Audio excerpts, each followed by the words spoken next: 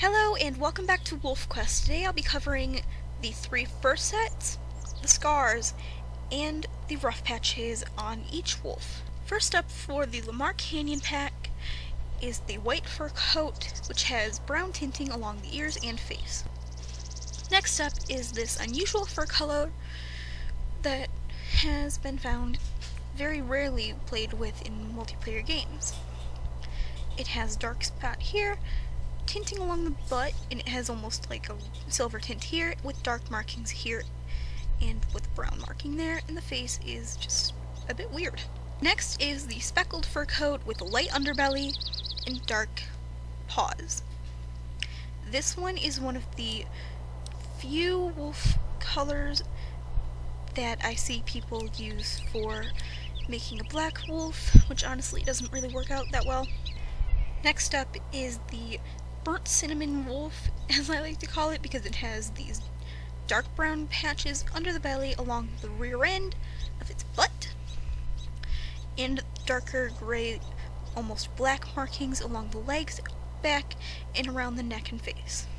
Next up is the wolf that has the almost German Shepherd-like markings with a white around like a collar. If you mess around with the shader and tinter down here, you can get a nice brown like a German Shepherd's coat. Next up is one of the other unusual fur coats with a white underbelly, tipped tail, and unusual markings in the pattern of the fur, with an almost pinkish from an angle look to this fur. If you want an even darker wolf, just switch the tinter, but please try to keep it from being this. It looks like a burnt cookie. It looks like a burnt cookie. Next up is the fully gray wolf with darker on the tail and lighter up top, and the dark markings along the back, but it fades into an almost white at the bottom. And you'll notice when it turns right here, the eyes are a bright, piercing green. Next up is the third unusual wolf coloration option, which has an almost tan color here, with silver tinting here, white paws and underbelly, and the face, along with the eyes, are gorgeous. Next is the completely dark gray wolf, and the fur darkens as you go down along the wolf, but when the shader is switched over to here, and tinter is switched to here, you get a perfectly night black wolf. Next up, one of my favorites, is almost a honey-colored wolf right here, along with silver markings along the back and along the legs, along with a white underbelly. Now for the scars. You have the double bridge nose scar on this wolf fur, and along with one that has this pattern. Then you have the teardrop scar right here, which looks like a fresh bleeding wound. And then the healed version, which is barely noticeable along this wolf. The 3-slash scar from a bear attack, 2-slash scar, which is either from a bear cub or a wolf itself. And then the scar that goes from the eye down to the bridge of the nose. The rough patches are on these parts of the front leg, along the belly here on the back of the leg in 2 different spaces, along this side of the belly, and I believe there are some on the chest as well. Yep, right there. Next up, right here on the front leg, this side of the leg, right there on the back leg, which is noticeable, none on the underbelly here.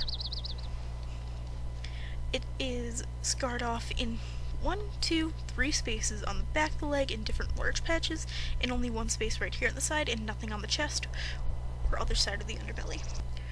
This wolf has a slight marking here on her chest, right there, along with markings on the back leg here, which only has 1 little scar mark there, along her underbelly, inside-ish area. And honestly, this is my favorite of the scarred rough patch marks. Now for the original wolf sets. You have a mossy green along the hindquarters of this wolf, a silver marking coat along here on this wolf, a goldish tint to this wolf right here, which honestly is gorgeous. To make that tint stand out a bit more, go all the way right here, or to here, and she looks gorgeous. This one is a black fur coat with mixes of gray here and there. The underbelly is, I believe, only gray, but if you darken it to here, it looks gorgeous. And then if you put that part of the tinter there, along with the shader here, you get a gorgeous dark chocolate. No, I didn't not mean that in any kind of racist way. It literally looks like a chocolate wolf.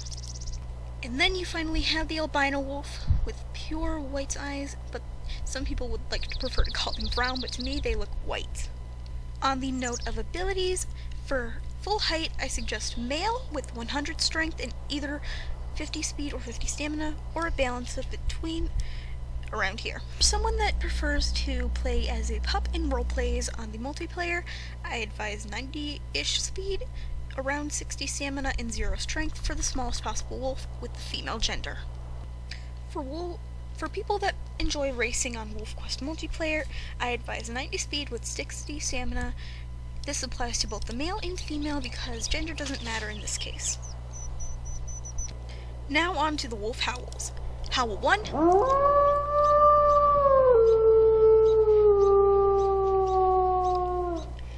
Howl 2.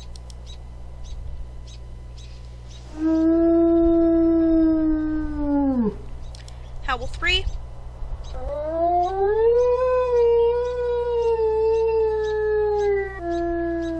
Howl 4.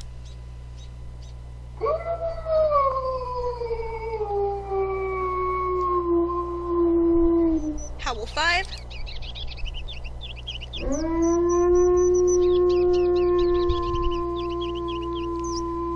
Howl 6.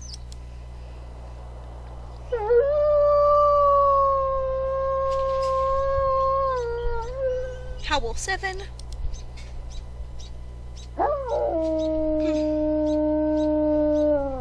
And slightly cringy number 8.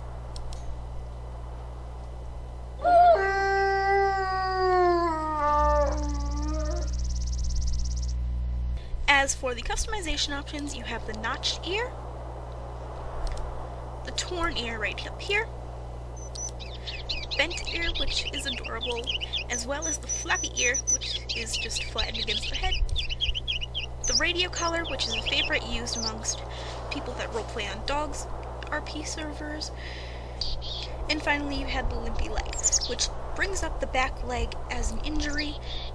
When laying down, the leg goes stretched out, and when laying down, it brings up along here. I meant stretched out by sitting. I'm sorry.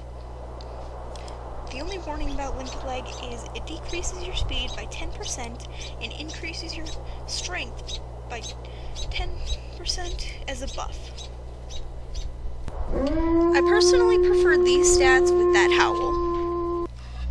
The last thing for you to do is to name your wolf.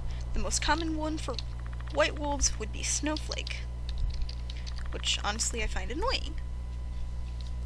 Other than that, have a nice day. I hope you enjoyed the video, and I'll see you in the next one. Leave a like, comment, and subscribe if you feel like it. Other than that, bye!